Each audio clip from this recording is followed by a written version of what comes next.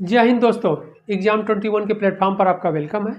इस सेशन में हम लोग उत्तर प्रदेश आरओ एआरओ के एग्जाम को ध्यान में रखते हुए उन सभी क्वेश्चनों पर डिस्कशन हम लोग करेंगे जो एग्जाम के लिए इम्पॉर्टेंट है। और इस सेशन में हम लोग जो स्पेशली डिस्कशन करेंगे मेडुअल हिस्ट्री यानी मध्यकालीन भारतीय इतिहास पर। तो आइए इस सेशन के प्रश्नों को हम लोग प्रारंभ करें जो एग्जाम के लिए बहुत ही इम्पॉर्टेंट है।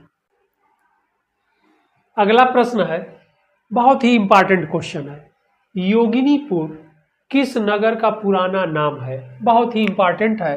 योगिनीपुर आपसे एग्जाम में अवश्य पूछा जाएगा, योगिनीपुर किस नगर का पुराना नाम है? ऑप्शन कह रहा है ए दिल्ली, बी प्रयाग, सी काशी और डी कन्नौज। ओके, तो इसका जो सही आंसर होगा वह ए होगा, दिल्ली होगा। दिल्ली का पुराना नाम योगिनीपुर था। लेकिन इस बात का एविडेंस कहाँ से मिलता है, साक्ष्य कहाँ से मिलता है, प्रमाण कहाँ से मिलता है?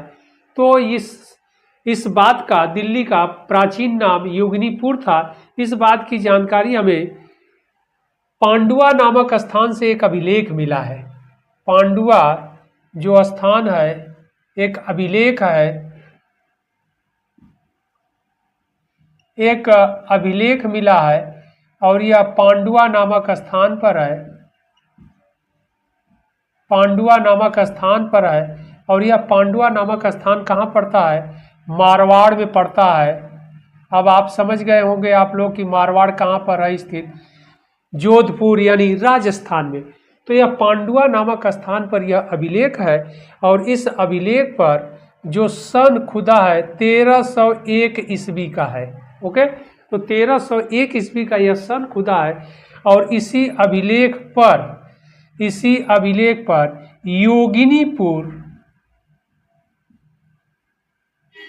योगिनीपुर का नाम अंकित है और किस रेफरेंस में है? अलाउद्दीन खिलजी। अलाउद्दीन का नाम इस पर अंकित है और इस अलाउद्दीन को योगिनीपुर का शासक बताया गया है। ओके, योगिनीपुर का इसे शासक बताया गया है और राजस्थान पर इस आक्रमण के, अलाउद्दीन के आक्रमण का उल्लेख है। हालांकि इस पर विक्रम संवत है और विक्रम संवत 1358 खुदा है। विक्रम संवत 1358 खुदा है, जो ईस्वी में 1301 ईस्वी हो जाएगा। तो यह अभिलेख जो योगिनीपुर खुदा है और इस पर अलाउद्दीन का नाम है और यह अभिलेख आपसे पूछा जा सकता है, संस्कृत भाषा में है। लैंग्वेज क्या है, इसकी भाषा क्या है? संस्कृत है। ध्यान रखिएगा, बहुत इंपॉर्टेंट है। संस्कृत भाषा में यह अभिलेख है, पांडुआ में है, जो मारवाड़ रियासत में यानी मारवाड़ में पड़ता था, 1301 ईस्वी का है। इस पर अलाउद्दीन खिलजी के राजस्थान पर यानी राजपूताना क्षेत्र पर आक्रमण के बारे में जानकारी मिलती है और अलाउद्दीन को बताया गया है कि यह योगिनीपुर का शासक था। ओके, तो यह एविडेंस है कि योगिनीपुर से तात्पर्य क्या है? दिल्ली। दिल्ली सल्तनत का शासक यानी दिल्ली का सुल्तान अलाउद्दीन खिलजी था और इस बात का उल्लेख इस पांडुआ नामक इंस्क्रिप्शन यानी अभिलेख पर मिलता है और यह राजस्थान में मारवाड़ में पड़ता है और यह जो अभिलेख है, इंस्क्रिप्शन है, वह संस्कृत भाषा में है। ओके, तो यह बहुत ही इम्पॉर्टेंट है। आप लोगों को बहुत ही एथेंटिक जो सोर्सेस के द्वारा इन प्रश्नों को हम हल कर रहे हैं और आप लोगों को बता रहे हैं। ओके, कि जिससे आप लोगों का जो क्वेश्चन है, वह आंसर है, वह गलत ना हो, किसी भी रूप में गलत ना हो। तो यह बहुत इंपॉर्टेंट है और इस योगिनीपुर से संबंधित जो दिल्ली का प्राचीन नाम है, पुराना नाम था, वह उसके बारे में जो एविडेंस है इस पांडुआ नामक स्थान से है, अलाउद्दीन खिलजी का है, इस पर नाम खुदा है, योगिनीपुर का इसे शासक बताया गया है, 1301 ईस्वी का है।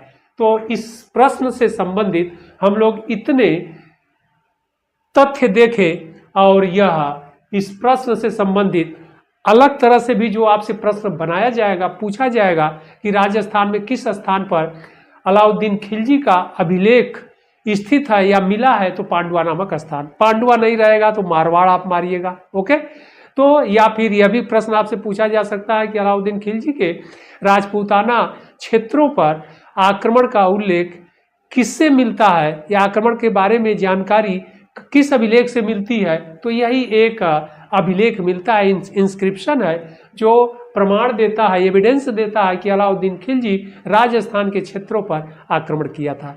ओके, और उस पर इसे योगिनीपुर का शासक बताया गया है, यानी दिल्ली का शासक बताया गया है। तो यह बहुत ही इंपॉर्टेंट क्वेश्चन है, आप लोग इसको बहुत अच्छे से नोट कर लीजिएगा।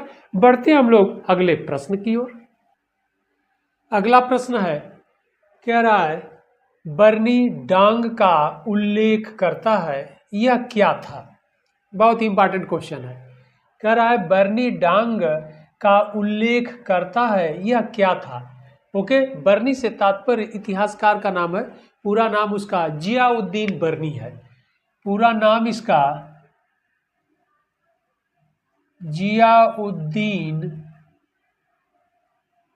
बरनी है। ओके, और एग्जाम में बरनी नाम ही प्रिंट करता है ओनली, तो ये ध्यान रखना है आप लोगों को। पूरा नाम जियाउद्दीन बरनी है, और जियाउद्दीन बरनी यह दिल्ली सल्तनत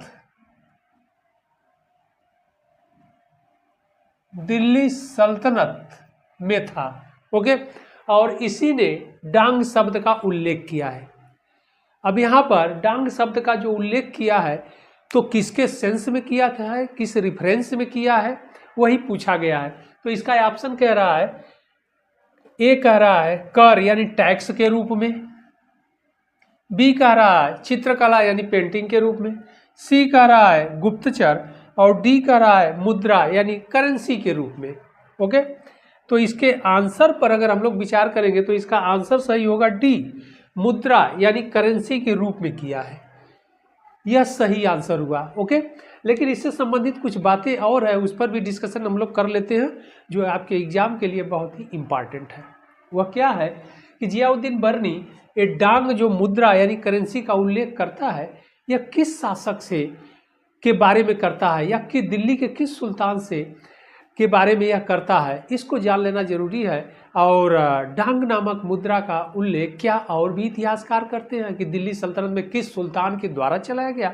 यह भी आपसे क्वेश्चन कभी पूछा जा सकता है कि डांग नामक मुद्रा यानी करेंसी दिल्ली सल्तनत के किस शासक के द्वारा ओके चलाया गया या प्रचलन किया गया, तो उस पर हम लोग विचार कर लेते हैं। तो देखिए, जियाउद्दीन बरनी इस डांग नामक मुद्रा का उल्लेख एक दिल्ली सल्तनत के एक शक्तिशाली पावरफुल शासक के बारे में करता है। उसका नाम हम लोग लिखते हैं, आपको याद हो जाएगा, नाम उसका है अलाउद्दीन खिलजी। ओके, अलाउद्दीन खिलजी शासक के बारे में करता है, और बड़ा ही पावरफुल शासक था, आप लोग भी इसको जानते हैं। तो अलाउद्दीन खिलजी के बारे में कहता है, और अलाउद्दीन खिलजी ने एक विशाल सेना रखा था, और कम खर्च में विशाल सेना वो रखना चाहता था, इसीलिए उसने मार्केटिंग सिस्टम यानी बाजार व्यवस्था को प्रारंभ किया। और बाजार व्यवस्था को प्रारंभ करने वाला, बाजार व्यवस्था यानी मार्केटिंग सिस्टम को इम्प्लीमेंट करने वाला या फिर प्रचलन करने वाला या चलाने वाला अलाउद्दीन खिलजी दिल्ली सल्तनत का पहला शासक था। यह भी आपसे एग्जाम में क्वेश्चन बनते हैं, पूछे जाते हैं। तो यहाँ पर बाजार व्यवस्था यानी मार्केटिंग सिस्टम अलाउद्दीन खिलजी ने जो लाया, इस बाजार में जो भी वस्तुएं बिकती थी यानी उनका विक्रय होता था, उन सभी का भाव यानी प्राइस, जिसे मूल्य आप कहते हैं, निश्चित किया, और उसी निश्चित यानी निर्धारित प्राइस पर, दाम पर, मूल्य पर उन वस्तुओं का विक्रय किया जाता था।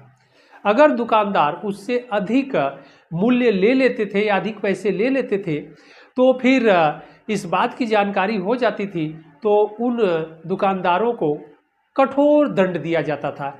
ओके, कभी कभी वस्तुओं के वजन तौलते समय अगर 100 ग्राम 50 ग्राम जैसे आजकल केजी में चलता है, तो अगर उतने में कम तौले तो उतने के बराबर उनका मांस काट लिया जाता था। ओके, ये सब बातें उल्लेख बरनी करता है, मार्केटिंग व्यवस्था के बारे में उल्लेख बरनी करता है।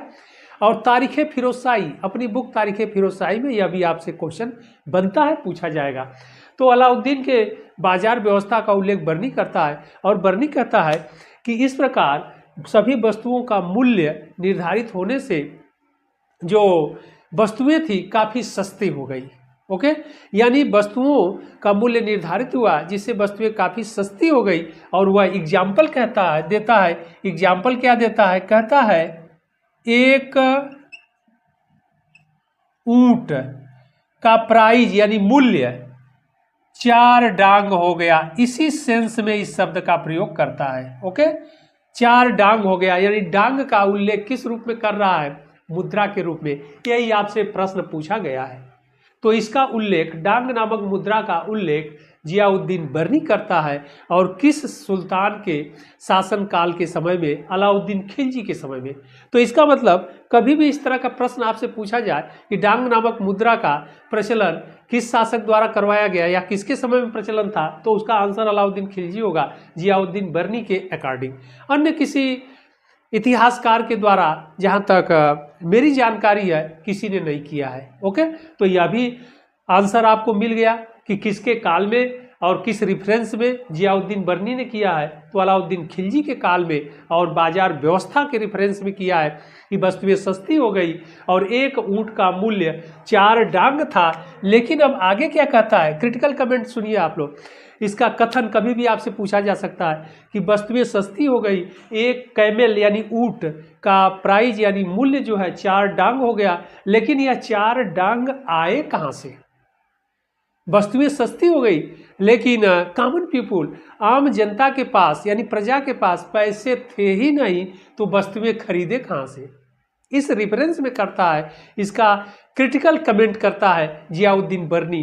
तो इसलिए बहुत इंपॉर्टेंट है, इस क्वेश्चन के आंसर को हम लोग देखें। यानी यह मुद्रा है, बरनी डांग का उल्लेख करता है, यह क्या है, तो यह मुद्रा है यानी करेंसी है। किसके रेफरेंस में करता है बरनी? अलाउद्दीन खिलजी के समय में जो बाजार व्यवस्था है उसके सेंस में, और वस्तुओं के मूल्य के समय में करता है कि एक ऊंट का दाम 4 डांग हो गया था। यानी डांग शब्द का सेंस क्या हो गया, मुद्रा से यानी करेंसी से। अगला इंपॉर्टेंट क्वेश्चन आपसे बनता है कि जियाउद्दीन बरनी दिल्ली सल्तनत के किस शासक का समकालीन था, कंटेम्पोररी था? तो अलाउद्दीन खिलजी का समकालीन नहीं था, अपितु मोहम्मद बिन तुगलक यानी तुगलक वंश के शासक मोहम्मद बिन तुगलक का समकालीन था। और मोहम्मद बिन तुगलक के शासनकाल में वह 17 वर्षों तक, ध्यान रखना है, यह 17 वर्ष तक नादीम के पद पर था।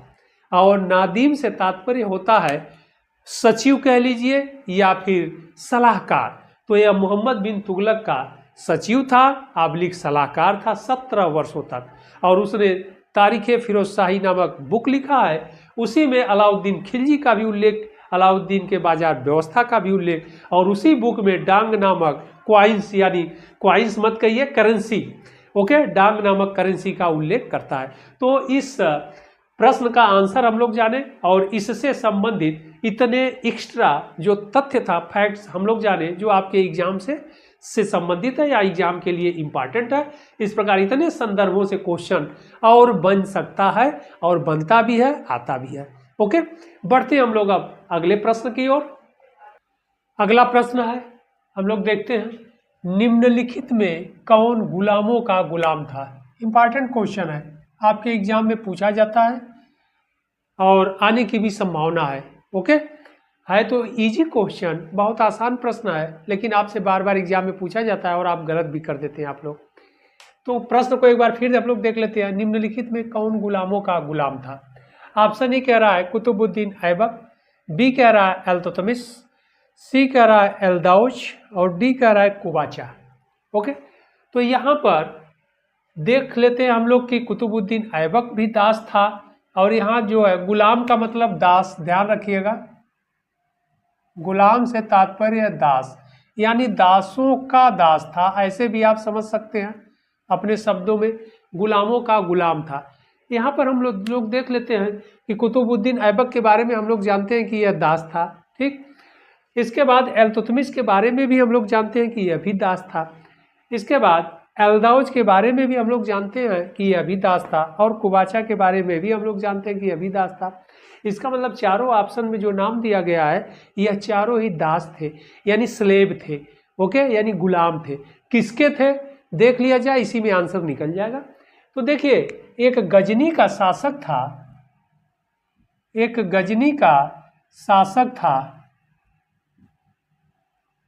उसका नाम मोहम्मद गोरी था। गजनी का शासक जो मोहम्मद गोरी था,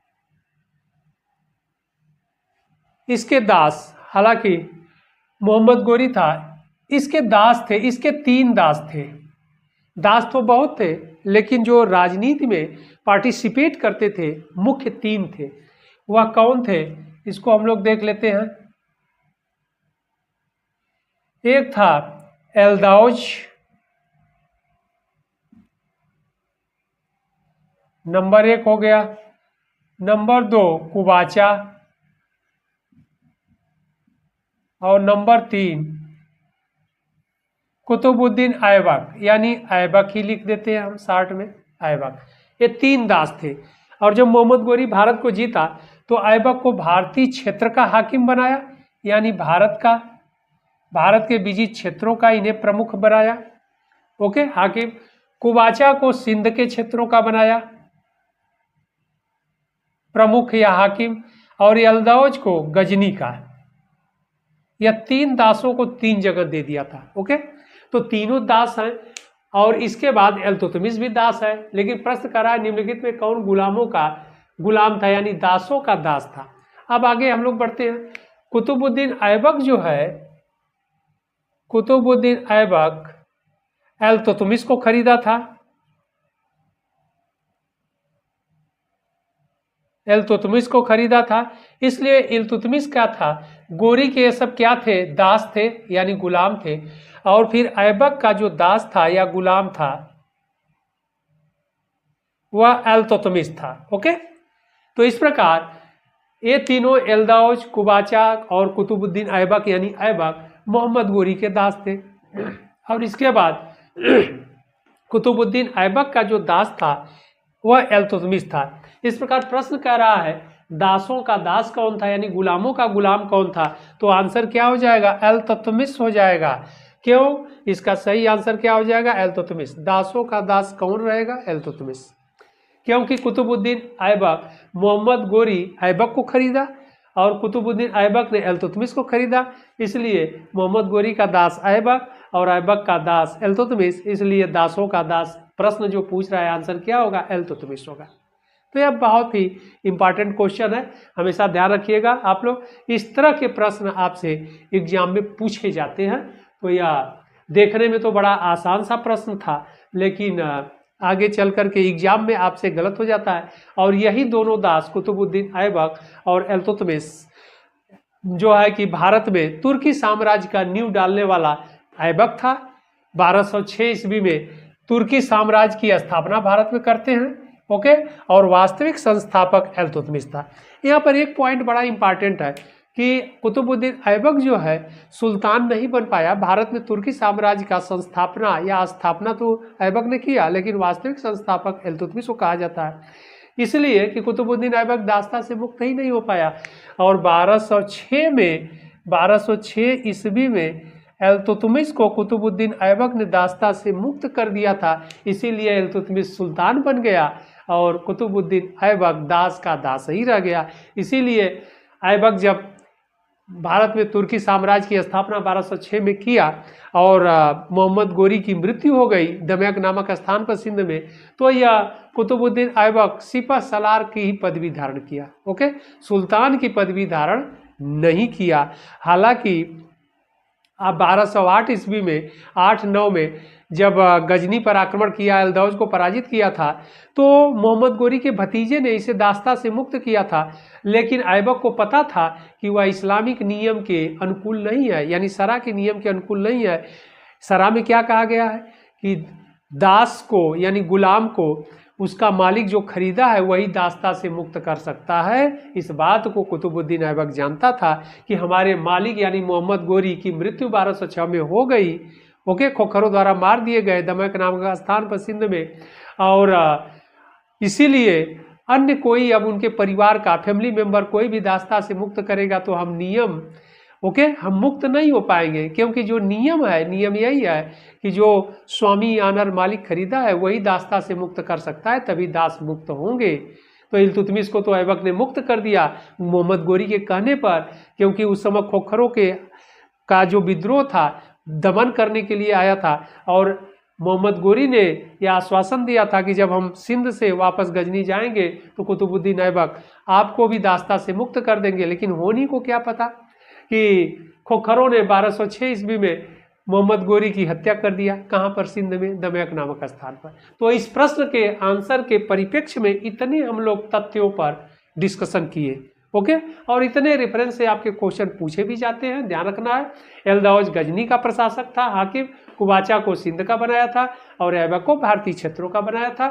इस प्रकार दासों का दास, गुलामों का गुलाम इल्तुतमिश हो जाएगा। ओके, हालांकि बड़े ही संक्षेप में हम आप लोगों को समझाने का प्रयास कर रहे हैं, लेकिन तथ्य बहुत ज़्यादा है, लेकिन खैर फिर भी सारे इंपॉर्टेंट पॉइंट आप लोगों को बता रहा हूँ। अगले प्रश्न की ओर हम लोग बढ़ते हैं। अगला प्रश्न है, किस शासक ने सरा के नियमों का उल्लंघन किया? ओके, किस शासक ने सरा के नियमों का उल्लंघन किया? और यह बहुत ही इंपॉर्टेंट क्वेश्चन है। ऑप्शन में कह रहा है इल्तुतमिश, बी कह रहा है नासिरुद्दीन महमूद शाह, सी कह रहा है बलबन, और डी कह रहा है अलाउद्दीन खिलजी। ओके, तो इसमें अगर आंसर में देखा जाए तो इल्तुतमिश तो हो नहीं सकता, क्योंकि वह खलीफा से अपने पद की वैधानिकता को प्राप्त किया। ओके, और वह सरा के नियमों के अनुकूल शासन करता था। नासिरुद्दीन महमूद, जो बी कह रहा है नासिरुद्दीन महमूद, यह भी एक धार्मिक प्रवृत्ति का शासक था। ओके, यह भी कुरान की प्रतियां लिखता था और टोपी भी सिलता था, उसका बिक्री करता था, उससे जो इनकम होती थी उससे अपना खर्च चलाता था। हालांकि एक सुल्तान के लिए थोड़ा सा ये बातें सुन करके थोड़ा एक अजीब सा लगता है, लेकिन इस तरह के प्रमाण मिलते हैं तो यह धार्मिक प्रवृत्ति का व्यक्ति था। ओके, तो नासिरुद्दीन महमूद भी एक धार्मिक प्रवृत्ति का व्यक्ति था, तो यह भी सरा के नियमों का उल्लंघन नहीं कर सकता। आगे कह रहा है सी बलबन, बलबन भी ऐसा काम नहीं किया जिससे सरा के नियमों का उल्लंघन हो। ऑप्शन डी कह रहा है अलाउद्दीन खिलजी, इसका सही आंसर अलाउद्दीन खिलजी होगा। ओके, अलाउद्दीन खिलजी। अब अलाउद्दीन खिलजी सरा के नियमों का उल्लंघन किया, इसके बारे में एविडेंस भी तो हम लोगों को चाहिए, साक्ष्य भी तो चाहिए कि क्या ये गलत है कि सही है। तो इसका सही आंसर तो अलाउद्दीन खिलजी होगा। अब अलाउद्दीन खिलजी सरा के नियमों का पालन करता था कि नहीं, यह उसके मुख से ही हम लोग सुन ले। ओके, तो अलाउद्दीन खिलजी एक बार बयाना के काजी से, बयाना नामक जो स्थान है यह राजस्थान में पड़ता है। ओके, बयाना के काजी मुगीसुद्दीन से मिला, मुगीसुद्दीन से मिला, और उन्हीं से जो इसका साक्षात्कार हुआ उसी में ये बातें खुल करके सामने आ गई। यानी अलाउद्दीन खिलजी बयाना के काजी मुगीसुद्दीन से मिला और काजी से कहता है, यानी काजी मुगीसुद्दीन से कहता है कि मैं एक सुल्तान हूँ, शासक हूँ दिल्ली सल्तनत का, और एक सुल्तान के रूप में जो कार्य करता हूँ वो हमें पता नहीं है कि वह सरा के अनुकूल है, यानी इस्लामिक धर्म के नियमों के अनुकूल है कि नहीं है। ओके, क्यों? क्योंकि मैं पढ़ा लिखा मुसलमान नहीं हूँ। साफ साफ कहता है कि मैं पढ़ा लिखा नहीं हूँ, इसलिए हमें इस बारे में ज्ञान नहीं है, जानकारी नहीं है कि हमारा इस्लाम धर्म में जो सरा है, जो इस्लामिक नियम है वह क्या कहते हैं। लेकिन मैं वही कार्य करता हूँ जो राज्य और जनता के भलाई के लिए उपयुक्त होते हैं, यानी एप्रोप्रिएट है। अब उसमें सरा के नियम यानी इस्लामिक नियमों का उल्लंघन भी हो जाए तो होने दिया जाए, क्योंकि हमारे लिए सबसे इम्पॉर्टेंट राज्य है और हमारी प्रजा है। तो इसके मुख से, अलाउद्दीन खिलजी के मुख से ही इस बात की जानकारी मिल जा रही है कि काजी बयाना के काजी मुगीसुद्दीन से जो इसका साक्षात्कार हुआ, उसी से पता चल जा रहा है कि अलाउद्दीन खिलजी शरअ के नियमों की परवाह नहीं करता है। इसलिए क्वेश्चन है, किस शासक ने शरअ के नियमों का उल्लंघन किया? तो अलाउद्दीन खिलजी।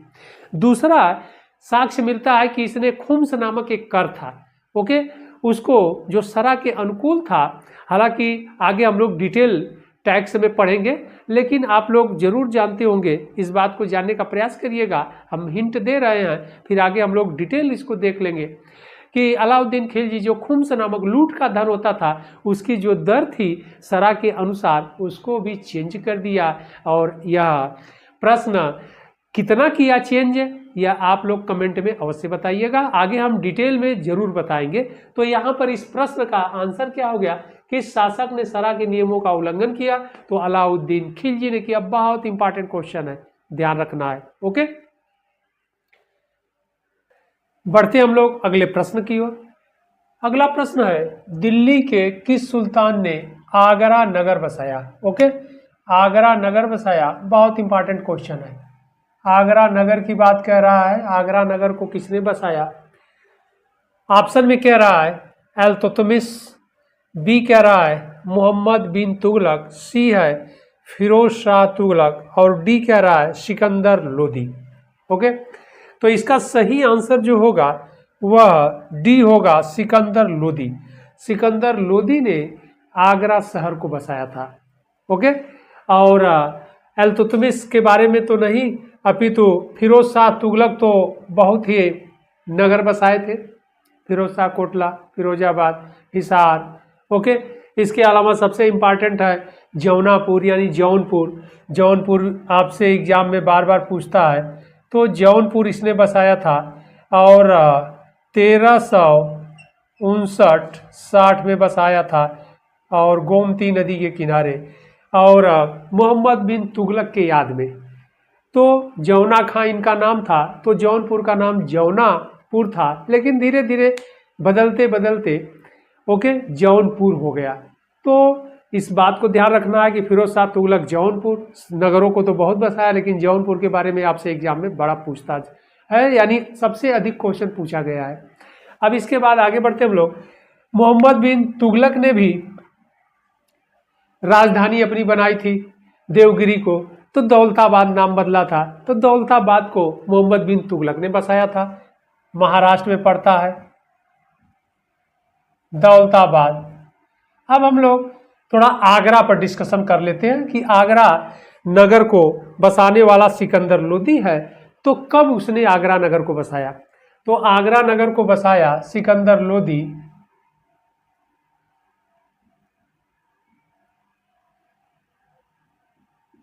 सिकंदर लोदी के द्वारा बसाया गया। कब बसाया गया? तो 1504 ईस्वी में आगरा नगर को बसाया गया। 1504 में इसकी स्थापना करता है, यानी आगरा नगर की। और दो गांवों को मिला करके, देखिए दो विलेज को मिला करके, एक है बासी और दूसरा विलेज यानी गांव था पोया। बासी और पोया नामक ये दो विलेज यानी ग्राम को मिला करके, इसको मिला करके इसने क्या बनाया? बसाया आगरा। और आगरा किस नदी, यह दोनों गांव कहां पर थे? यमुना नदी के किनारे। तो आगरा नगर यमुना नदी के किनारे सिकंदर लोदी ने 1504 ईस्वी में बसाया। बहुत इंपॉर्टेंट क्वेश्चन है। और दो गांवों को मिला करके, बासी और पोया नामक दो गांवों को मिला करके उसने इस नगर को बसाया, और यह यमुना नदी के किनारे स्थित है। ओके, और फिर आगे चल करके इसे अपनी राजधानी बनाया। इसी आगरा को इसने राजधानी बनाया, अपनी राजधानी बनाया। और राजधानी बनाया। राजधानी कब बनाया? 1506 ईस्वी में इसे अपनी राजधानी बनाया। तो इतने पॉइंट इंपॉर्टेंट है कि इस आगरा नगर को की स्थापना अथवा आगरा नगर को बसाने वाला जो शासक था सिकंदर लोदी है। ओके, लोदी वंश का दूसरा शासक है। और 1504 ईस्वी में इसे बसाया। बासी और पोया नामक दो विलेज जो यमुना नदी के किनारे थे, इन्हीं को मिला करके इस आगरा नगर की स्थापना किया। और 1504 ईस्वी में आपसे क्वेश्चन पूछा जाता है। और आगे चल करके 1506 ईस्वी में इसे अपनी कैपिटल यानी आगरा को राजधानी बनाया। तो इससे संबंधित, इस आगरा नगर से संबंधित इतने पॉइंट आपको मिले। यानी सिकंदर लोदी ने बसाया 1504 ईस्वी में, आगे चल करके 1506 ईस्वी में इसे अपनी राजधानी बनाया आगरा को। और आगरा यमुना नदी के किनारे स्थित बासी और पोया दो विलेज को मिला करके इसने इस नगर की स्थापना की। ओके, तो इतने इंपॉर्टेंट पॉइंट है। और यहाँ पर हम लोग देखें कि फिरोज शाह जौनपुर यानी की स्थापना किया, यह भी आपसे एग्जाम में पूछ दिया जाता है। मोहम्मद बिन तुगलक दौलताबाद, हालांकि फिरोज शाह तुगलक बहुत ही नगरों की स्थापना किया है, आगे क्वेश्चन में हम लोग डिटेल देख लेंगे। ओके, तो यह इस आगरा नगर से संबंधित सारे इंपॉर्टेंट पॉइंट है और इतने संदर्भों से आपके क्वेश्चन एग्जाम में पूछे जाते हैं और बनते भी हैं। ओके, बढ़ते हम लोग अगले प्रश्न की ओर। क्वेश्चन बहुत इंपॉर्टेंट है। ओके, क्वेश्चन कह रहा है, प्रश्न कह रहा है, अमीर खुसरो आशिका आशिकी नामक पुस्तक किसके कहने पर लिखा है? बहुत इंपॉर्टेंट है। तो यहाँ पर तो पहले आपसे एग्जाम के लिए क्वेश्चन इंपॉर्टेंट हो गया। कभी कभी एक ग्रंथ भी दे करके पूछ देता है कि आशिका अथवा आशिकी नामक ग्रंथ यानी मसनवी किसने लिखा है? तो अमीर खुसरो।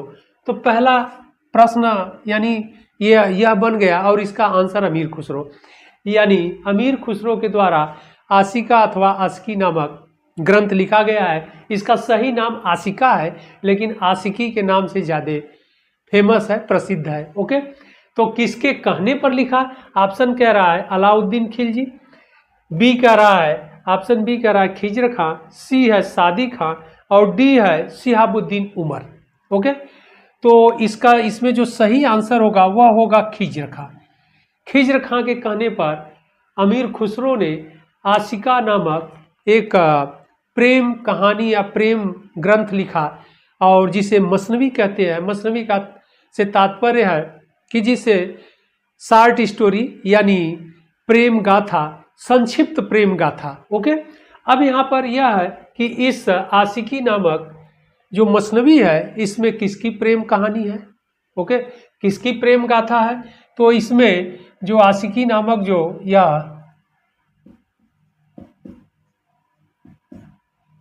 जो आशिकी नामक यह मसनवी है, इसमें जो है खिज्र खां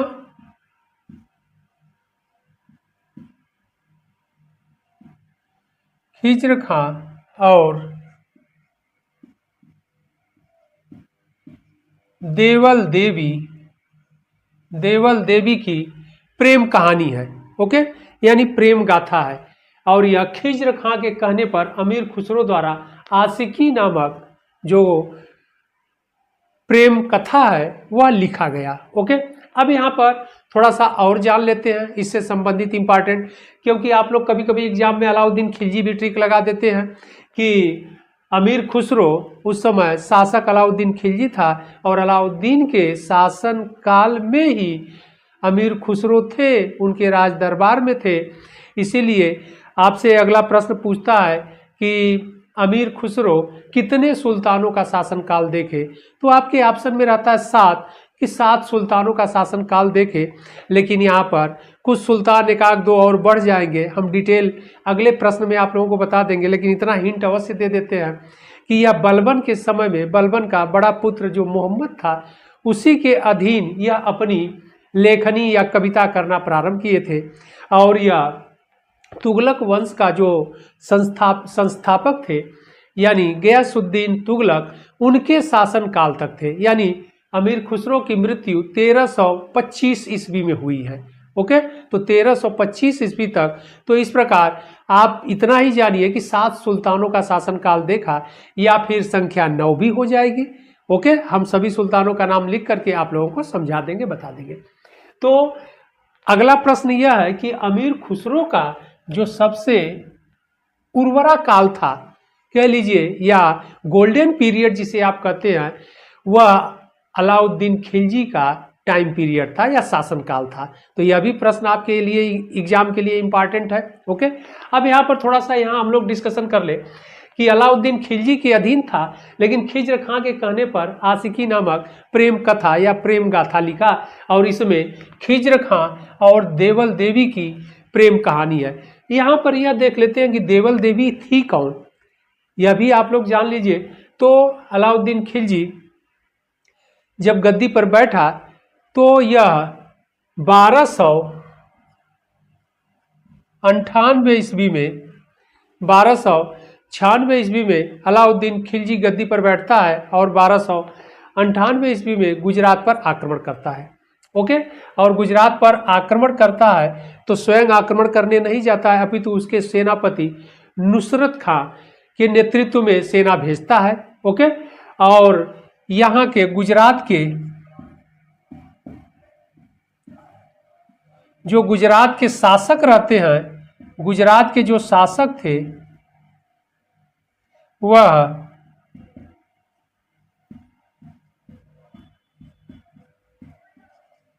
करण सिंह बघेल थे।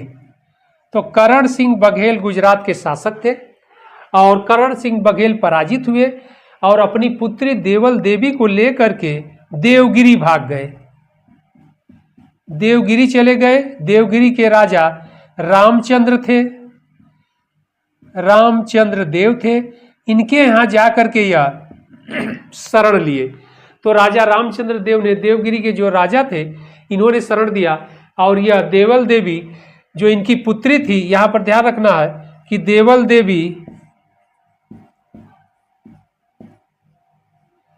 देवी इनकी पुत्री थी और इनकी जो पत्नी थी, करण सिंह बघेल की जो पत्नी थी वह कमला देवी थी। ओके, बस इतना जान लेना है आप लोगों को। तो कभी भी क्वेश्चन पूछेगा तो आप लोग अच्छे तरह से उसे कर लेंगे। तो करण सिंह बघेल की पुत्री देवल देवी थी और इनकी पत्नी कमला देवी थी। तो कमला देवी को छोड़ करके करण सिंह बघेल अपनी पुत्री को लेकर के वह भाग गए, यानी चले गए कहाँ पर, देवगिरी चले गए और राजा रामचंद्र देव के यहाँ जाकर के शरण लिए और उन्होंने इन्हें बगलाना की जागीर दे दिया और वही दक्षिण में रहने लगे। जब 1307 ईस्वी में 1307 ईस्वी में अलाउद्दीन खिलजी के आदेशानुसार, यानी अलाउद्दीन खिलजी का जब दक्षिण अभियान हुआ और उसका सेनापति जो मलिक काफूर था, मलिक काफूर के नेतृत्व में अभियान हुआ और देवगिरी पर आक्रमण हुआ, देवगिरी पर आक्रमण हुआ। तो इस आक्रमण के दौरान अलाउद्दीन खिलजी के आदेशानुसार देवल देवी को गिरफ्तार कर लिया गया, क्योंकि यह भी देवगिरी में ही शरण लिए हुए थे, बगलाना की जागीर मिला था। तो करण सिंह बघेल यहाँ पर करण सिंह बघेल गिरफ्तार हुए, पराजित हुए और भाग निकले और उनकी पुत्री देवल देवी गिरफ्तार कर ली गई। उस समय इस पुत्री का जो उम्र था 7 वर्ष था। ओके, और इन्हें गिरफ्तार करके दिल्ली लाया गया और उस समय 7 वर्ष की यह थी देवल देवी और 1307 में खिज्र खां की उम्र 10 वर्ष थी। ओके, तो दोनों ही एक तरह से बालक ही थे और देवल देवी तो काफ़ी छोटी थी। और इसके बाद राजमहल में रहने लगी और खिज्र खां देवल देवी दोनों साथ साथ राजमहल में रहने लगे और बाल्यकाल अवस्था में साथ साथ आदमी खेलता कूदता है, बच्चे तो साथ साथ रहते रहते दोनों में स्नेह हो गया, प्रेम हो गया। और जब बड़े हुए तो 1315 ईस्वी में दोनों के बीच विवाह हो गया। 1315 में विवाह हो गया, इसका मतलब लगभग 14-15 वर्ष की उम्र की अवस्था में देवल देवी का विवाह खिज्र खां के साथ हो गया। और उसी विवाह के उपरांत, विवाह होने के पश्चात खिज्र खां के आदेशानुसार अमीर खुसरो ने एक आशिकी नामक मसनवी लिखा जिसे प्रेम कथा कहते हैं। ओके, तो यही इम्पॉर्टेंट है आपसे कि खिज्र खां के कहने पर अमीर खुसरो ने यह आशिकी नामक प्रेम कथा या कहानी लिखा। तो यह बहुत ही इम्पॉर्टेंट क्वेश्चन है और इससे संबंधित इतने जो तथ्य बनते हैं सब पर हम लोगों ने डिस्कशन कर लिया। चाहे जैसे आपसे क्वेश्चन पूछे कि देवल देवी किनकी पुत्री थी, तो करण सिंह बघेल गुजरात के जो राजा थे, ओके।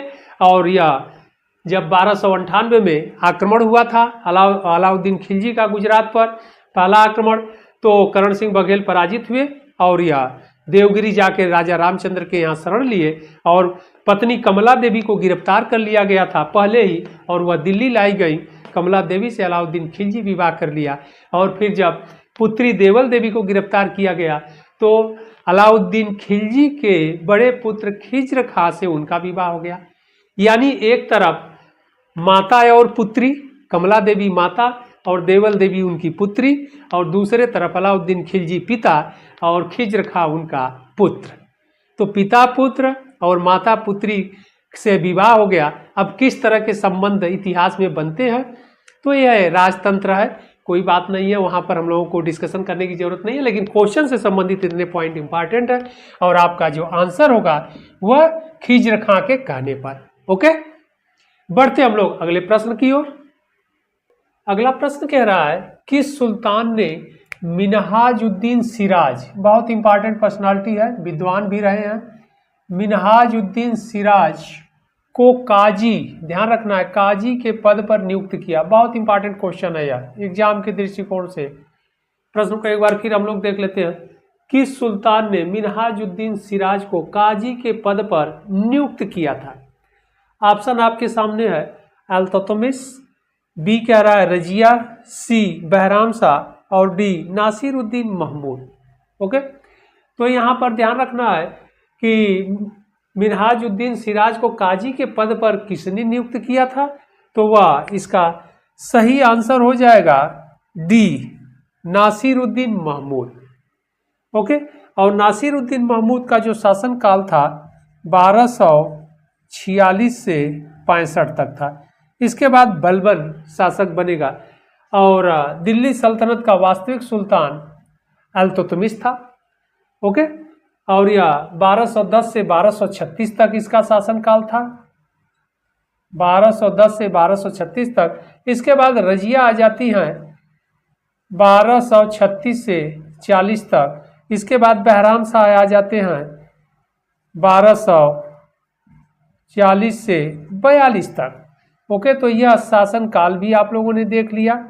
लेकिन नासिरुद्दीन महमूद शाह मिन्हाजुद्दीन के समकालीन थे। यह भी क्वेश्चन आपसे पूछा जाता है कि यह जो विद्वान थे, सिराज के रहने वाले यह विद्वान थे और इन्हीं को मिन्हाजुद्दीन सिराज को नासिरुद्दीन महमूद ने इन्हें काजी के पद पर नियुक्त किया था। बहुत ही इंपॉर्टेंट क्वेश्चन है। और इन्होंने एक बुक लिखी है, उस ग्रंथ का नाम है तबकात ए नासिरी, तबकात ए नासिरी, बहुत इंपॉर्टेंट है। ओके, और यह जो ग्रंथ है यह किसे समर्पित किए हैं? यह नासिरुद्दीन महमूद को समर्पित किए। ओके, यह नासिरुद्दीन महमूद को समर्पित किए हैं और इस बुक में 1260 तक का दिल्ली सल्तनत का इतिहास है। 1260 वर्ष 1260 और ग्रीष्म काल तक, 1260 के ग्रीष्म काल तक का इतिहास की जानकारी किससे मिलती है? इस तबकाते नासिरी से नामक बुक से मिलती है। और यह बुक नासिरुद्दीन महमूद, दिल्ली के सुल्तान नासिरुद्दीन महमूद को ही मिन्हाजुद्दीन सिराज ने समर्पित किया था। ओके, इस बुक में ध्यान रखना, अगला इंपॉर्टेंट पॉइंट, इस बुक में इन्हें नासिरुद्दीन महमूद को दिल्ली सल्तनत का आदर्श सुल्तान बताए हैं। यह भी क्वेश्चन आपसे पूछा जा सकता है, यानी नेक सुल्तान, आदर्श सुल्तान बताया है, तो यह बहुत इंपॉर्टेंट है। और नासिरुद्दीन महमूद ने इन्हें दिल्ली का काजी भी नियुक्त किया था और नासिरुद्दीन महमूद के समकालीन मिन्हाजुद्दीन सिराज थे। इतने पॉइंट हुआ कि मिन्हाजुद्दीन सिराज के बुक का नाम तबकाते नासिरी, मिन्हाजुद्दीन सिराज नासिरुद्दीन महमूद दिल्ली सल्तनत के शासक नासिरुद्दीन महमूद के समकालीन थे और नासिरुद्दीन महमूद ने इन्हें काजी के पद पर नियुक्त किया था।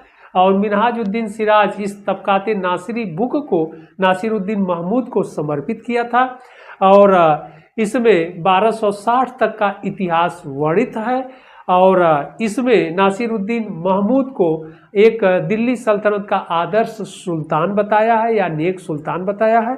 और दूसरा एक क्वेश्चन आपसे बनता है कि नासिरुद्दीन महमूद जो है कुरान की प्रतियां लिखते थे।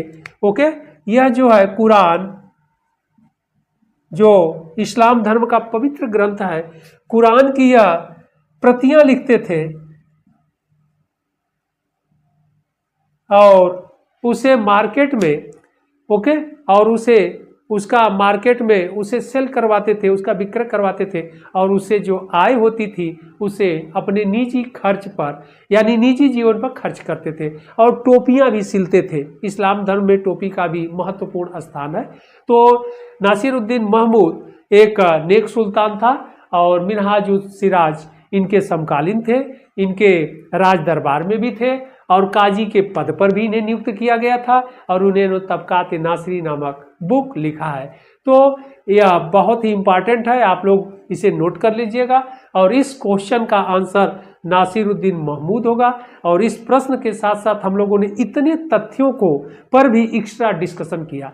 ओके, और इतने संदर्भों से भी क्वेश्चन आपसे पूछा जाता है कि तबकात नासिरी नामक बुक किसने लिखा है, तब भी मिनहाजुद्दीन सिराज। और तबकात नासिरी बुक किसको समर्पित है, नासिरुद्दीन महमूद। तबकात नासिरी में दिल्ली के किस सुल्तान का विशेष वर्णन किया गया है, तब भी आंसर होगा नासिरुद्दीन महमूद। ओके, तो यह बहुत ही इंपॉर्टेंट क्वेश्चन है। बढ़ते हम लोग अगले प्रश्न की ओर। अगला प्रश्न है, निम्नलिखित में से कौन सा सुल्तान राजस्व निर्धारण हेतु भूमि मापन से संबद्ध नहीं था। ओके, यानी भूमि मापन का कार्य किसने नहीं करवाया और किसमें, राजस्व निर्धारण में। प्रश्न को एक बार फिर हम लोग देख लेते हैं। निम्नलिखित में से कौन सा सुल्तान राजस्व निर्धारण हेतु भूमि मापन से संबद्ध नहीं था। ओके, तो देख लिया जाए कि भूमि मापन राजस्व निर्धारण के लिए भूमि का माप किन किन सुल्तानों द्वारा करवाया गया और किसके द्वारा नहीं करवाया गया, यही आपसे क्वेश्चन पूछ रहा है। क्वेश्चन इंपॉर्टेंट है जो आपसे एग्जाम में पूछा जाता है। ऑप्शन ए कह रहा है अलाउद्दीन खिलजी, ऑप्शन बी है गयासुद्दीन तुगलक, ऑप्शन सी कह रहा है सिकंदर लोदी और ऑप्शन डी है शेर शाह सूरी। तो यहाँ पर यह ध्यान रखना है, अलाउद्दीन खिलजी जो खिलजी शासक है इसने भूमि की माप करवाया है, भूमि की माप इसने करवाया है, ये तो सही बात है। ओके, गयासुद्दीन तुगलक जो है यह भूमि की माप नहीं इसके समय में हुआ है, इसने भूमि मापन का कार्य यानी मसाहत का कार्य नहीं करवाया। सिकंदर लोदी भी भूमि का माप करवाया, भूमि की माप इसने भी करवाया है, ये भी सही है। शेर शाह सूरी भी भूमि की माप करवाया है, भूमि की माप करवाया है। ओके, इसका मतलब यह है कि अलाउद्दीन खिलजी के समय में भी भूमि का माप हुआ है और तब राजस्व का निर्धारण किया गया। सिकंदर लोदी भी और शेर शाह सूरी भी, यह तीनों शासक भूमि की माप करवाए हैं। लेकिन यहाँ पर गयासुद्दीन जो तुगलक है भूमि की माप नहीं करवाया है। तो यही आपसे पूछा जा रहा है कि किस सुल्तान ने करा है, निम्नलिखित में से कौन सा सुल्तान राजस्व निर्धारण हेतु भूमि मापन से संबद्ध नहीं था। तो गयासुद्दीन तुगलक नहीं था, इसका जो आंसर होगा वह गयासुद्दीन तुगलक होगा। ओके, क्वेश्चन बहुत इंपॉर्टेंट है। हालांकि सिकंदर लोदी का गज सिकंदरी बड़ा ही इंपॉर्टेंट है भूमि मापन के लिए और शेर शाह सूरी के समय तक चलता रहा और शेर शाह ने थोड़ा मॉडिफाई करके जरीब को ला दिया भूमि के मापन के लिए। और अलाउद्दीन खिलजी ने जो है कि विश्वा को माना था और विश्वा को माना था और 20 बिस्वा बराबर क्या होता था, 1 बीघा इसने माना था। ओके, 1 बीघा इसने माना था। तो बिस्वा शब्द का सबसे पहले प्रयोग अलाउद्दीन खिलजी के शासनकाल में हुआ और यह बिस्वा शब्द आज भी भूमि मापन के क्षेत्र में किसी न किसी रूप में चल ही रहा है। ओके, और यह सिकंदर लोदी गज ए सिकंदरी पैमाना को लाया था। और शेर शाह के समय में जरीब शब्द भी आ गया। ओके, तो जरीब, इस प्रकार जो है भूमि मापन से संबंधित अलाउद्दीन खिलजी भी रहा है, सिकंदर लोदी भी रहा है और शेर शाह सूरी भी रहा है। इसमें गयासुद्दीन तुगलक नहीं होगा, तो इसका आंसर क्या हो जाएगा? गयासुद्दीन तुगलक के समय में भूमि मापन का कार्य नहीं हुआ। ओके, इंपॉर्टेंट क्वेश्चन है, ध्यान रखिएगा आप लोग।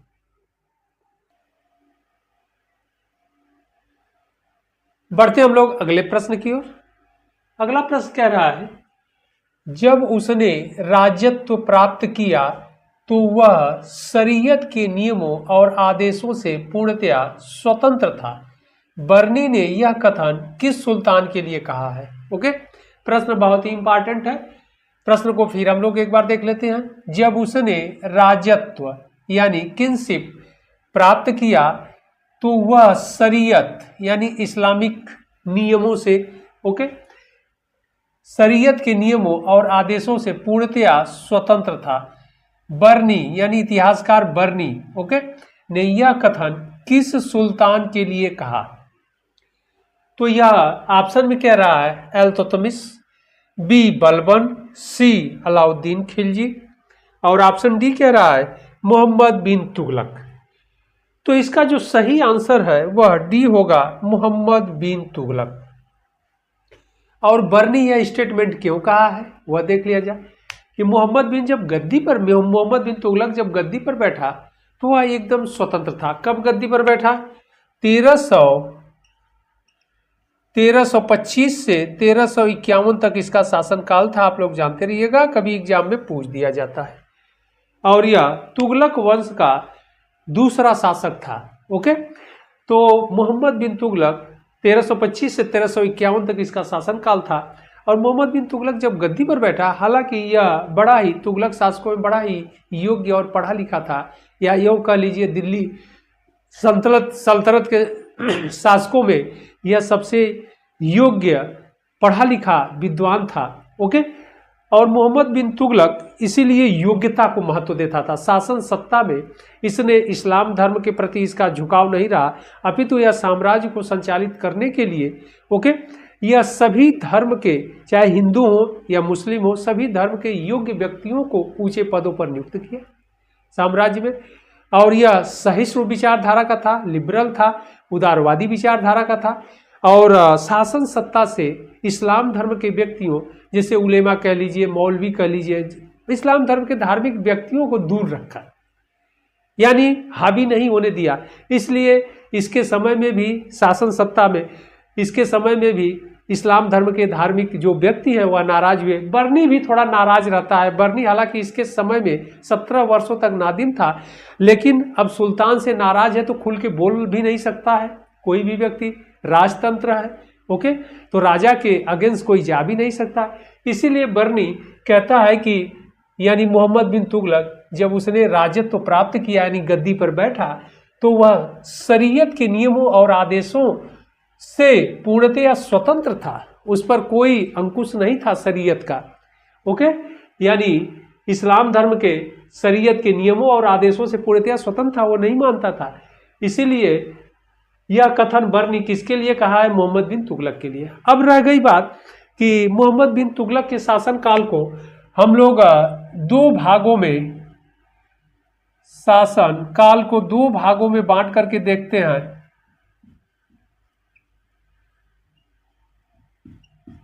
कारण क्या है कि जो फर्स्ट फेज है, पहला चरण है प्रथम और दूसरा है द्वितीय, दो फेज में। प्रथम चरण में धार्मिक व्यक्तियों और धार्मिक लोगों से, धर्म गुरुओं से यह दूरी रहा। ओके, खलीफा को भी मान्यता नहीं दिया, तो धर्म से भी दूर रहा और खलीफा को भी मान्यता नहीं दिया, खलीफा से भी दूरी बनाए रखा। ओके, धर्म को हावी नहीं होने दिया। लेकिन द्वितीय फेज में, यानी आप कह लीजिए कि 1338-39 के बाद जब इसकी सारी योजनाएं, जैसे आप देख लीजिए दोआबा में कर वृद्धि, राजधानी परिवर्तन, सांकेतिक मुद्रा, खुरासान अभियान, सारे असफल हो गए। कृषि के वो फसल चक्र जो सिस्टम था, प्रणाली था, वह भी सफल, लगभग सारी योजनाएं असफल हो गई और इसके साम्राज्य में विद्रोह होने लगा। तब द्वितीय चरण में इसका झुकाव फिर इस्लाम धर्म की ओर हुआ और फिर खलीफा की ओर हुआ। ओके, तो इसलिए खलीफा की ओर हुआ, इसलिए जो द्वितीय चरण है, यानी आप ऐसे कह सकते हैं 1340 से यह इस्लाम धर्म की ओर झुका हुआ और फिर खलीफा को भी दिल्ली, मिस्र से खलीफा को भी दिल्ली बुलवाया और अपने पद की मान्यता को प्राप्त किया, सिक्के पर उन पर नाम अंकित करवाया। तो कहने का मतलब यह है कि शासन का द्वितीय फेज जो है इस्लाम धर्म की ओर झुका हुआ। प्रारंभिक जब गद्दी पर बैठा तो इस्लाम धर्म से, शरा के नियमों से दूर रहा, शरा के नियमों के अकॉर्डिंग शासन नहीं किया, अपनी योग्यता के बल पर इसने शासन किया। लेकिन इसकी योजनाएं जब असफल होने लगी तब इसका झुकाव धर्म की ओर गया। तब फिर खलीफा से अपने पद की मान्यता लिया और शरा के नियमों को फॉलो करने लगा। तो यह स्टेटमेंट बर्नी का जो है मोहम्मद बिन तुगलक के लिए है। ओके,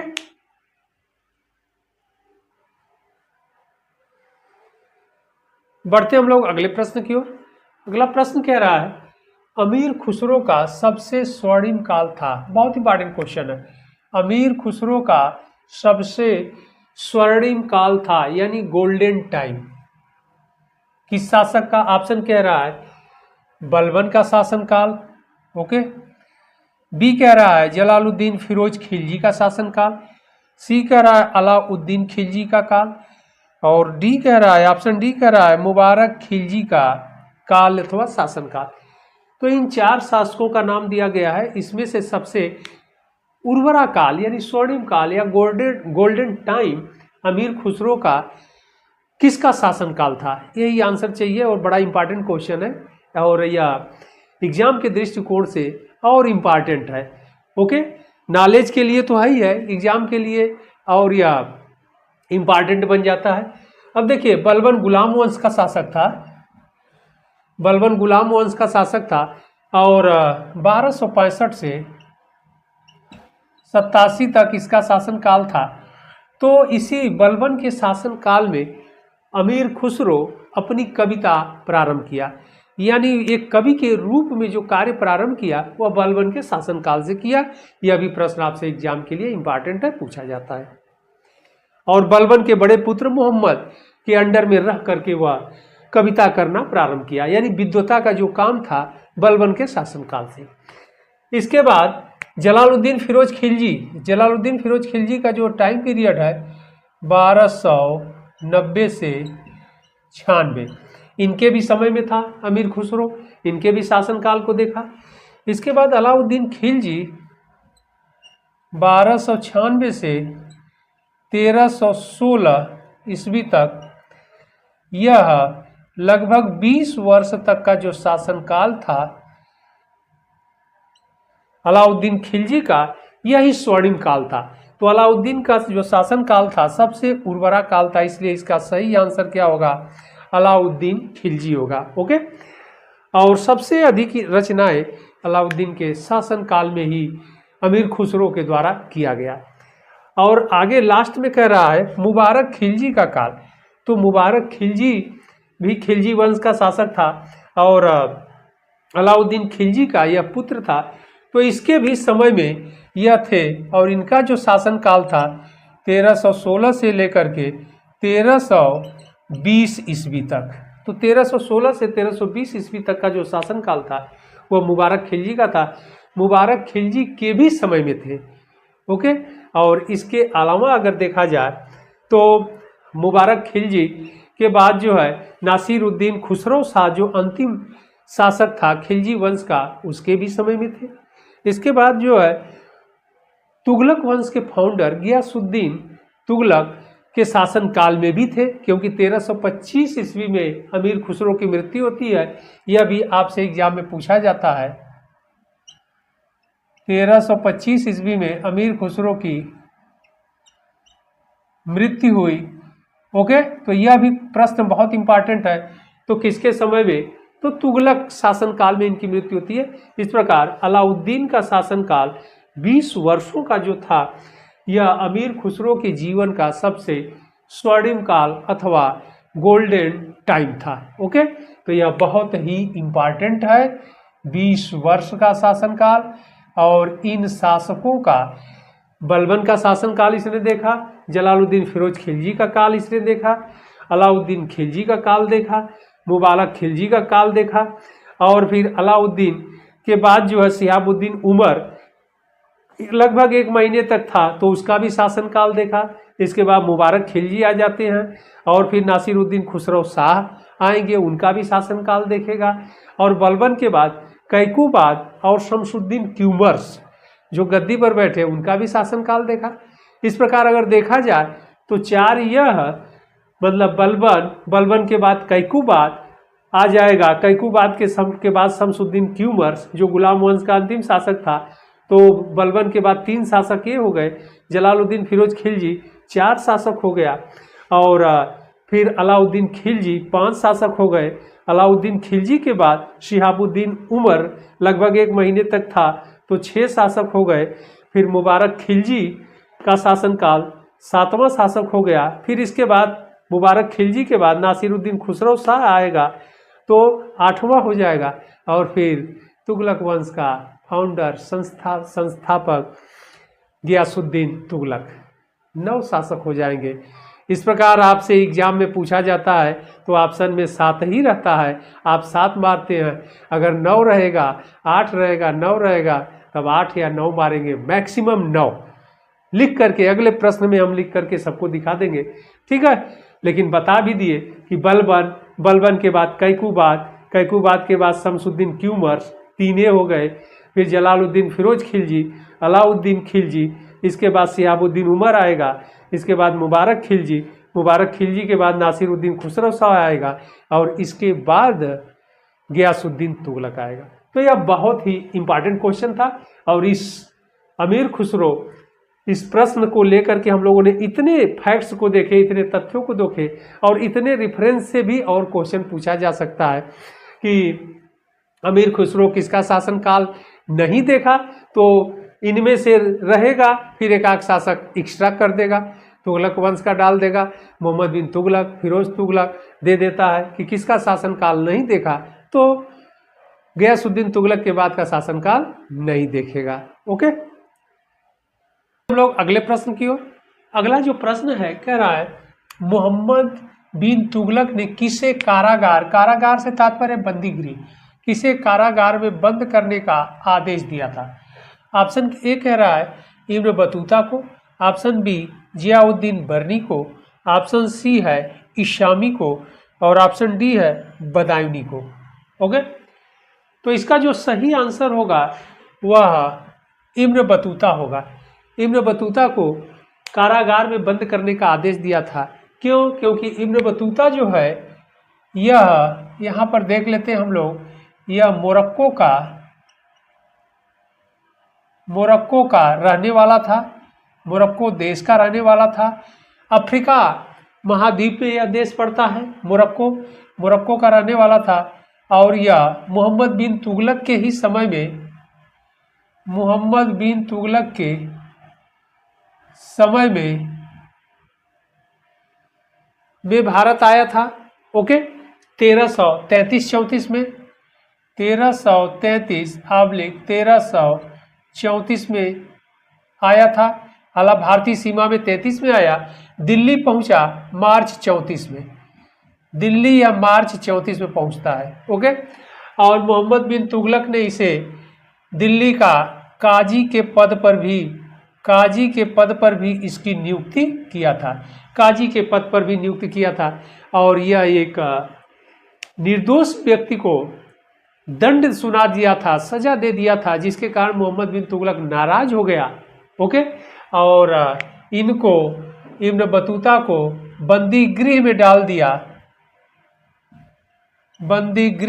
दिया, और यह लगभग 3 सप्ताह तक, लगभग 1 माह तक यह बंदी गृह में थे, लगभग 1 माह तक। हालांकि एग्जैक्ट जो समय है 3 सप्ताह है, 3 सप्ताह के तक यह बंदी गृह में थे। इसके बाद फिर मुक्त किया और पुनः इन्हें काजी के पद पर, दिल्ली के काजी के पद पर नियुक्त किया। तो यह इतने पॉइंट इंपॉर्टेंट है। तो बंदीगिरी में देखिए काजी के पद पर भी नियुक्त किया, बंदीगिरी में भी डाला। इसका मतलब है कि मोहम्मद बिन तुगलक बहुत ही साइंटिफिक विचारधारा का व्यक्ति था, पढ़ा लिखा था। ओके, लेकिन बात अलग है कि उसकी जो योजनाएं हैं असफल हो जा रही थी, दूरदर्शिता का थोड़ा अभाव था। वह इस गद्दी पर बैठा तो इस्लाम धर्म यानी शरा के नियमों या इस्लामिक धर्म कानूनों के अनुसार शासन सत्ता नहीं किया, अपितु अपने शासनकाल के उत्तरवर्ती यानी अंतिम समयों में वह उसका झुकाव जो है फिर धर्म की तरफ गया और फिर खलीफा को भी उसने खलीफा के पद के को भी उसने एक्सेप्ट किया, स्वीकार किया, उन्हें दिल्ली बुलाया। तो सब मिलाकर के कहने का तात्पर्य है कि मोहम्मद बिन तुगलक अपने शासनकाल के प्रारंभिक समयों में वह इस्लाम धर्म के नियमों से पूरी तरह स्वतंत्र था, जिसका उल्लेख बर्नी भी करता है। और लेकिन अंतिम समय में जब उसकी योजनाएं विफल होने लगी तो उत्तरवर्ती काल में यानी 1338-39 के बाद उसका झुकाव जो है इस्लामिक धर्म के तरफ गया। फिर शरा के अनुसार वह शासन करने लगा, फिर खलीफा से भी पद की मान्यता लिया। तो यह इब्न बतूता इसके समय में आया। कभी कभी आपसे क्वेश्चन पूछ देता है कि इब्न बतूता भारत कब आया, तो शताब्दी दे देता है। तो 1333 का मतलब 14वीं शताब्दी, ध्यान रखिएगा 14वीं शताब्दी में यह भारत आया था। तो इतने पॉइंट आपके बने कि इब्न बतूता से मोरक्को देश का रहने वाला था, मोहम्मद बिन तुगलक के समय में भारत आया। ओके, भारत आने का इसका समय है 14वीं शताब्दी यानी 1333 और दिल्ली पहुंचा मार्च 1334 में। ओके, और मोहम्मद बिन तुगलक इसे काजी के पद पर नियुक्त किया और नाराज हो गया तो बंदीगिरी में भी डाला और इनको आगे चल करके अपना दूत बना करके राजदूत एम्बेसडर के रूप में चीन भी भेजा। और चीन से जब ये वापस आए तो फिर आज्ञा लेकर के अपने देश मोरक्को लौट गए। ओके, मोरक्को लौट गए। इतने इम्पॉर्टेंट यह पॉइंट है। आगे हम लोग देख लेते हैं तो इसका सही आंसर क्या होगा, इब्न बतूता। अगले पर देख लेते हैं, जियाउद्दीन बर्नी भी मोहम्मद बिन तुगलक का समकालीन रहा है और 17 वर्षों तक उनका सलाहकार रहा है। इशामी भी मोहम्मद बिन तुगलक का समकालीन रहा है। बदायूनी के बारे में अगर जान लेते हैं तो बदायूनी मुगल काल से संबंधित रहा है। यह एग्जाम में पूछा जाता है, मुगल काल से संबंधित रहा है। और वह भी स्पेशली अगर बात किया जाए तो मुगल बादशाह अकबर के काल से यह रिलेट रहा है बदायूनी और धार्मिक प्रवृत्ति का व्यक्ति था। ओके, तो इस प्रश्न के रेफरेंस में हम लोग इतने तथ्यों का भी एक्स्ट्रा हम लोगों ने स्टडी किया और इतने तथ्यों से भी आपसे प्रश्न बनते हैं, पूछे जाते हैं। इस बात को आप लोग ध्यान रखिएगा। बढ़ते हम लोग अगले प्रश्न की ओर। अगला प्रश्न कह रहा है, किस मुगल बादशाह के विरुद्ध जौनपुर से फतवा जारी हुआ था। ओके, प्रश्न बड़ा इंपॉर्टेंट है एग्जाम के दृष्टिकोण से। प्रश्न को एक बार फिर हम लोग देख लेते हैं, किस मुगल बादशाह के विरुद्ध जौनपुर से फतवा जारी हुआ था। ऑप्शन कह रहा है ए बादशाह हुमायूं, बी कह रहा है बादशाह अकबर, ऑप्शन सी है बादशाह शाहजहां और ऑप्शन डी कह रहा है बादशाह औरंगजेब। ओके, तो इसका सही जो आंसर होगा बादशाह अकबर होगा।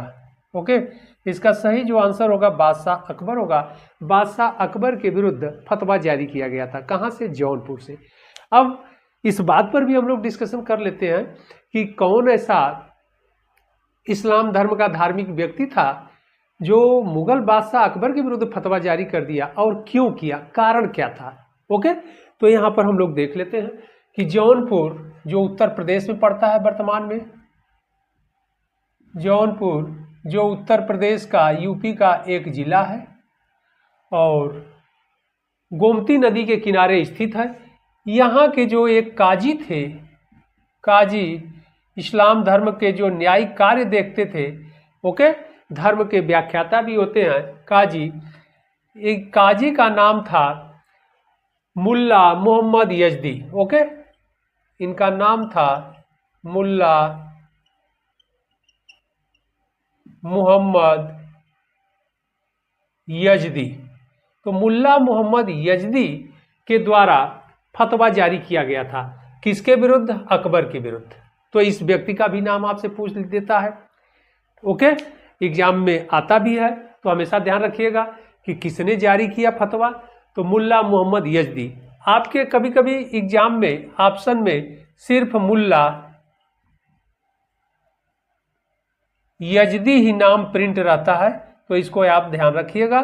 शॉर्ट में काजी मुल्ला यजदी ने बादशाह अकबर के विरुद्ध फतवा जारी किया था।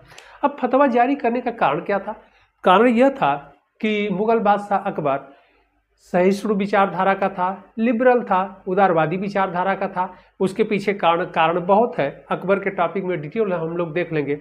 और वह हिंदू राज परिवार से विवाह भी किए थे। पहला विवाह आमेर राजा भारमल कछवाहा जो सरदार थे, ओके, उनकी पुत्री से हुआ था। तो इस प्रकार जो धार्मिक, जिन्हें जोधाबाई के नाम से भी जाना जाता है, मरियम उज्जमानी भी नाम है, हीर कुंवर भी उनका नाम है, ओके, हरकाबाई के भी नाम से जाना जाता है। तो उनकी पुत्री से विवाह किए। इसके बाद हिंदू धर्म से भी काफ़ी प्रभावित हुए। और एक प्रश्न आप लोग जानते होंगे कि 1575 ईस्वी में इबादत खाने की स्थापना करवाए फतेहपुर सीकरी में, आगरा में। पहले इस्लाम धर्म के धार्मिक गुरुओं को वहाँ पर आह्वान किए और इस्लाम धर्म के नियमों और वास्तविकताओं को जानने का प्रयास किया। इसके बाद उससे संतुष्ट नहीं हुए तो हिंदू धर्म, पारसी धर्म, जैन और फिर ईसाई मिशनरियों के धार्मिक गुरुओं को भी बुलाए। तो यही कारण था कि उनका हिंदुओं के प्रति झुकाव, उदारवादी विचारधारा, औरंगजेब की तरह कट्टर मुस्लिम नहीं थे। इसीलिए जो धार्मिक गुरु होते हैं, जो अपने धर्म के प्रति जो शासक का झुकाव नहीं रहता है, अपने धार्मिक नियमों के अनुसार कार्य नहीं करते हैं, तो उनसे लोग नाराज हो जाते हैं। इन्हें इलाही नामक एक नया धर्म चलाए थे और 16 एक कुल में इनका विश्वास था, यानी सभी को साथ लेकर के चलना, एकता में विश्वास रखते थे, जिसके कारण ही मुल्ला यजदी नाराज हो गए थे, ओके, और इन्होंने अकबर के विरुद्ध फतवा जारी कर दिया था। और यहाँ तक कि अकबर के सिक्के पर आप लोग जानते हैं, पढ़ते हैं, राम सीता की आकृति भी उत्कीर्ण करवाए। और हिंदू राज परिवार में विवाह किए तो राजमहल में मूर्ति पूजा की भी छूट दे दिए, जो इस्लाम धर्म में वर्जना है। यही सब कारण था कि इनके 16 कुल या फिर उदारवादी विचारधारा से जो धार्मिक गुरु थे, जैसे इनके समकालीन एक इतिहासकार भी थे, वो थे बदायूनी, ओके, पूरा नाम था अब्दुल कादिर बदायूनी। एग्जाम में आपसे पूछा जाता है, वह भी नाराज रहते थे अकबर से। यही कारण था कि मुल्ला यजदी जो है बादशाह अकबर के विरुद्ध फतवा जारी कर दिए, और फतवा जारी करने वाले यही व्यक्ति थे, इसीलिए आपसे एग्जाम में पूछा जाता है।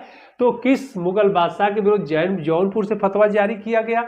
बादशाह अकबर। अगला क्वेश्चन, किसने फतवा जारी किया था?